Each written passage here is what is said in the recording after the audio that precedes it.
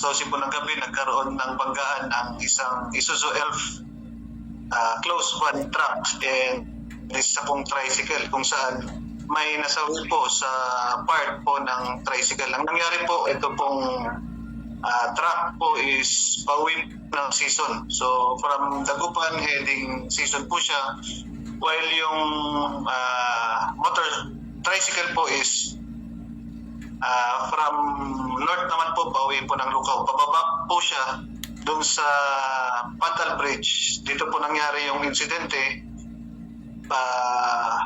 at the end of Pantal Bridge dito po sa south area. So, base po sa investigation natin, nag-swerve po ang motorcycle going on the opposite lane, kaya po nabangga yung Isuzu Elf truck kung saan tumilapon po yung passenger and yung driver ng tricycle. Nung tumilapon po sila, rumisponde po ang ating kapulisan, tama po ang CDRMO. Pinunta po natin sila sa nearest hospital, doon po sa R1MC Annex, Tabunuan. And sad to say, nasawi po yung passenger po ng tricycle. Based din po sa request natin for alcoholic breath test, positive po sa intoxication itong passenger and yung driver po ng tricycle. Driver po ng Isuzu Elf truck is Sir VG Garcia at yung passenger naman po si Sir Meltrix Manalo. Both po na isa pong taga-Season, isa pong taga-La Union. Doon naman po sa driver and passenger natin sa tricycle, si Sir Aurelio Karamat and si Sir Remigio Ramirez na pareho pong taga-Dagupan po. Yung tricycle po is nag-swerve sa opposite lane, kaya po nabangga yung truck.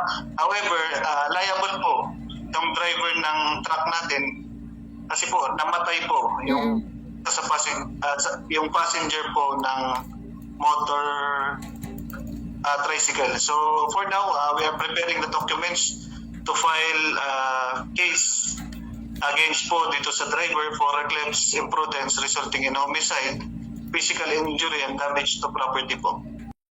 Yes, ma'am. Samantala, narito pa po yung karagdagang bahagi ng pahayag ni Police Lieutenant Colonel Lawrence Keith Calub. Lalong-lalo na natanong if yung settlement sa pagitan po nitong mga nasangkot o yung mga naiwang kaanak nitong nasawi sa aksidente po na ito at yung driver po nitong elf truck. Narito po yung bahagi ng pahayag ni Police Lieutenant Colonel Lawrence Keith Calub. Last night, ma'am, and today, initially, nagkakaroon po sila ng usapan. Ang sabi po nila, they would like to settle for themselves. But still, kasi police po tayo, we are preparing po the documents para po ma-file kung hindi man po sila magkaayos dun po sa nasawi. Ma'am, for now, yung comparison po natin, masasagot ko lang po yung sa pagdating ko, ma'am. But I would like to review po itong mga vehicular po natin. So, base naman po sa week ko na nandito, ma'am, minimal naman po yung vehicular traffic incidents na nangyayari. And mostly, pag umaga po, nagkakasagian, nagkakaayusan. Paggabi po, dito po nagkakaroon ng sasawi. Yes, ma'am, sa lahat po ng residente or lahat po ng nakapakinig ng Bombo Radio, huwag po tayo magmaneho na nakainom po tayo, puyat. I-practice po natin yung blow baggage na sinasabi po nila. Last night,